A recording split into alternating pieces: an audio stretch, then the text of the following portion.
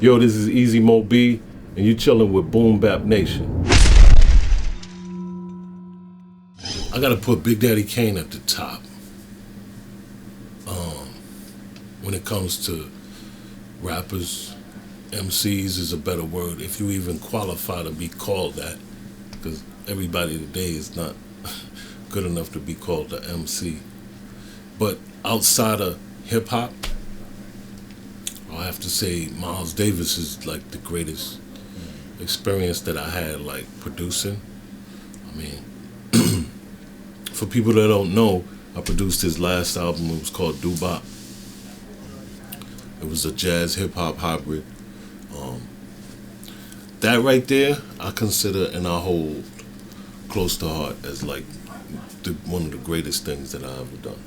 You know, that right there. I know a lot of people know about the Biggie and Tupac and Busta Rhymes and stuff like that, but that one I hold close to me, like, cause my moms and pops was listening to his music when they was young. You know, this dude was like a innovator and a leader in jazz, and I had the chance to work with him, not just to do a song, but produce the whole entire album. So it's things like that that, yeah, I cherish, man. I hold dear to me. Yeah. So I hear that you're working on possibly something with the Ultramagnetic MCs coming up. Oh yeah. That's another something that came through Big D. He from the way it was relayed to me, he found a batch of ultra songs that had never ever been released before. So it didn't take too much to think that, yo, this music needs to be out there. So that's something that's getting ready to come out too. Shout out to the whole Ultramagnetic MCs, Mo Love, Kool Keith, all right, TR, word up, Said G, who highly influenced me when I was first coming up in this game. Said G, Marley Marl, Herbie Lovebug, Howie T, Jazzy J, people like that. Those are my biggest influences.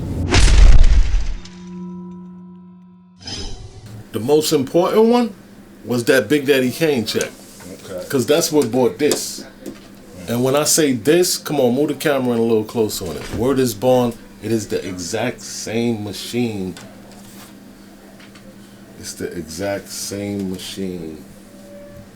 It's the very first one. Yo, I feather dust this joint down, wipe it down with, word up. Get the rag with the Lysol, getting the dirt out the corners and all. This is my baby. It's my baby. You got a 900 up in here. You know, I'm a fan of the old rack mount mixers. I mean the rack mount samplers, the sampling drum machines, SP1200, MPC, that's my thing. You gotta have your hands on that machine. I'm sorry, man, the clicking and dragging, and I can't do it, man. I gotta have my hands on the machine. Yeah, so you got so I could put my body into the machine, you know what I mean? You can't do that with a little mouse. Other people make it work. It worked for them, it don't work for me though. Okay, so you know, there's been a lot of talk going on about, you know, golden era hip hop. People, you know, trying to determine what years would be considered the golden era. What do you consider is the golden era of hip hop? Well, let's make sure we definitely don't forget the pioneers, man. The ones who started out, the Africa Bambaataa, Jazzy J's, the Cold Crush, you know what I mean? Fantastic, Romantic, Breakout, Funky Four, all of them, you know what I mean? But I think once, and I hate to say it, it started to get a little bit more commercial, a little bit more money started to come into it, a lot of more interest was generated from labels. Yeah. So then more start getting put into it, more branding, more marketing, more bigger recording budgets and stuff like that, more exposure. I'll take you right to like what, that's gotta be 86. Eric B is for president. Eric B and Rakim, the Juice Crew era, Big Daddy Kane, Biz Markie, Master Ace, Roxanne Shante. You know, at the same time, on the other side of town, and like on the West Coast, down south, a lot of artists they was pioneering and they was getting it on too. But me being from New York, what I was around, that's my era right there. If you asking me, that's my golden era. All right, Rakim, Big Daddy Kane, Queen Latifah, you know what I mean? Cool G Rap. That's golden era right there to me.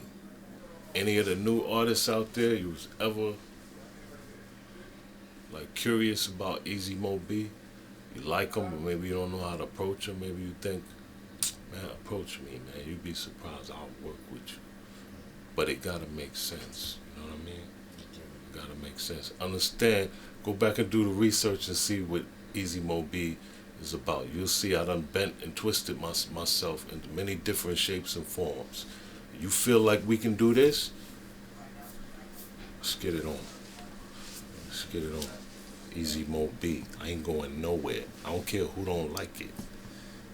I ain't going nowhere. I'm gonna be here. Yeah, Easy Mo Bee, Big D. Alright? Y'all look for that. Y'all expect that.